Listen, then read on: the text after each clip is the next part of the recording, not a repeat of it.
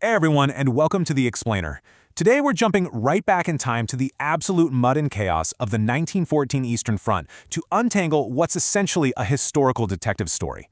We're going to explore this incredible intersection where elite, old-school 19th century aristocracy just slammed headfirst into the brutal, industrialized dawn of the 20th century. It's the story of one man, a truly devastating battle, and a mystery that really sheds light on exactly how modern warfare was born. Okay, let's dive into this. What we have here is a solitary, rusting grave plaque. It marks the resting place of Major Constantin Graf von Wengersky, who was a commander in the Landwehr Infantry Regiment No. 11. But, what makes this plaque so compelling isn't just who it belongs to, but where it's actually located. It's sitting out in a small, rural Roman Catholic parish cemetery in Boża Wola, which is in the Lublin region of eastern Poland. And that right there brings us to the central question of our explainer today. How exactly did a fabulously wealthy, high-ranking Silesian count, a guy of immense privilege and status, end up buried in some remote Polish parish cemetery? Literally just down the road from this one solitary marked grave, there's a massive World War I military cemetery that holds roughly 25,000 anonymous casualties from the exact same fighting. So why is he separated from all of them, and what does this one lonely grave tell us about those opening months of the Great War? To answer that, we first have to solve a historical puzzle. Section 1, the Kraśnik Paradox, a geographical mystery that has actually tripped up researchers for years. Notice the two completely different locations here that have very similar names. On the left, we've got Kraśnik in the Lublin voivodeship of Poland. This was the site of a massive, incredibly bloody battleground in August and September of 1914. But over on the right, we have Kraśnik Gorny, historically known as Oberschönfeld, which is located in Lower Silesia. And as it turns out, the Wengersky family had an ancestral home and incredibly deep roots right there in Kraśnik Gorny. Because of this crazy naming coincidence, you might naturally assume Major von Wengersky died defending his own literal backyard in Silesia. But if we look at the military records, they firmly separate the battleground from the family estate.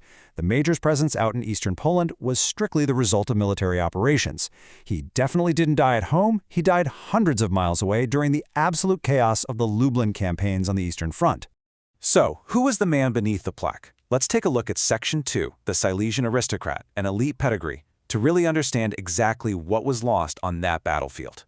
Constantin Wilhelm Egolf, Graf von Wengersky, was born on November 18, 1869, in Demmin. He actually held dual titles, Count and Baron. Honestly, he was basically the poster child for the 19th century noble order.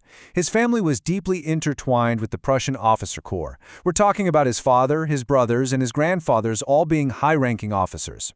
At 44 years old, married to Clara Freiin von Schöner-Wehr, and heir to these vast agricultural and industrial estates all across Silesia, his life was the definition of elite pedigree and traditional aristocratic expectations.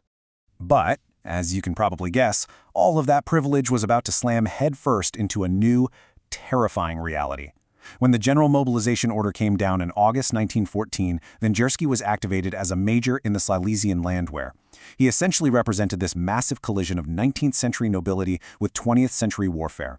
He was an older reservist, leading men from his own local districts into a type of industrialized combat that absolutely none of them could have possibly imagined.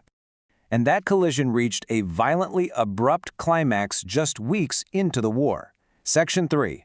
Carnage at Tarnawka, September 1914. Let's look at the brutal reality of the Eastern Front. Now, what's really interesting about this image is how it captures the sheer intensity and chaos of the early fighting in the Lublin region. In early September 1914, the Russian Southwestern Front launched this massive counteroffensive. They completely shattered the Austro-Hungarian center and left flanks, which forced a desperate, precipitous retreat. To prevent total destruction, the German High Command did something drastic. They threw the Silesian Landwehr Corps, these older, under-equipped reservists, directly into the path of overwhelming Russian Imperial infantry and heavy artillery.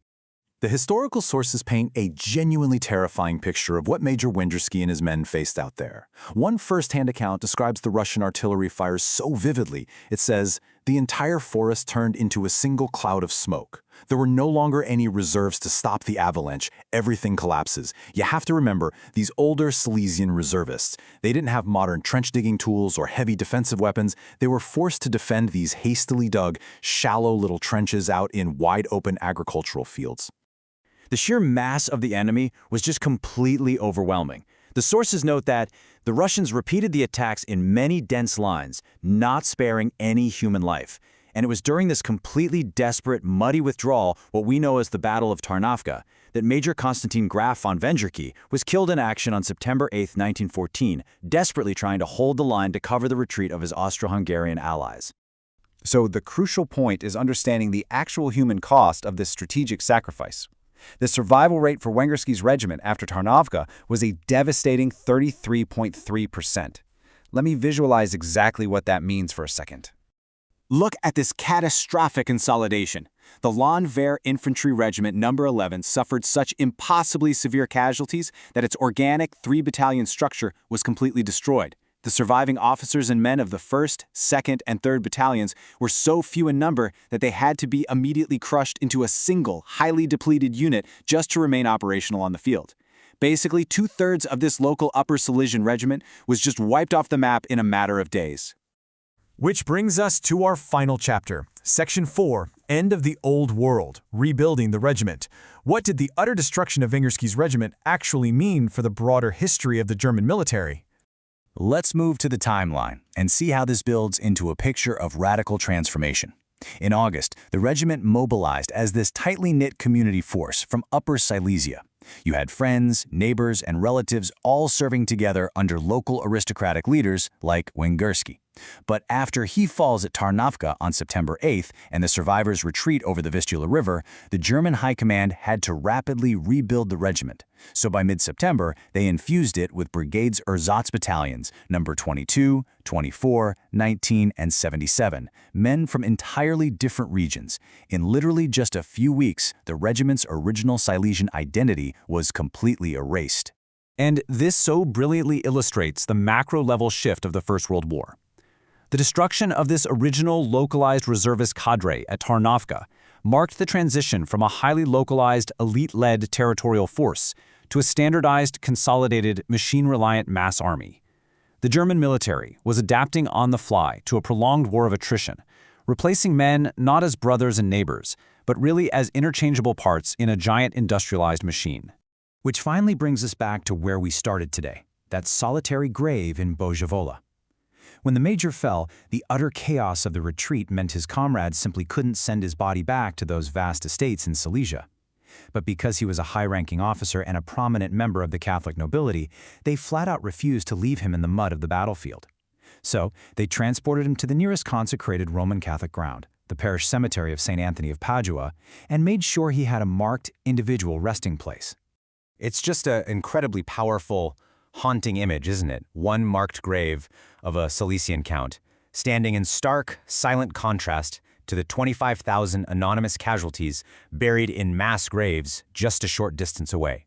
It perfectly symbolizes the privilege of his rank, which was maintained even in the face of total apocalyptic disaster. So I want to leave you with this to ponder.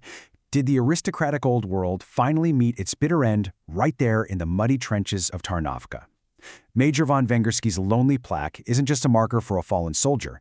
It's really a monument to the violent birth of the 20th century, where the traditions of the nobility collided with the merciless reality of modern war. Thanks so much for joining me for this explainer, and as always, keep questioning the history around you.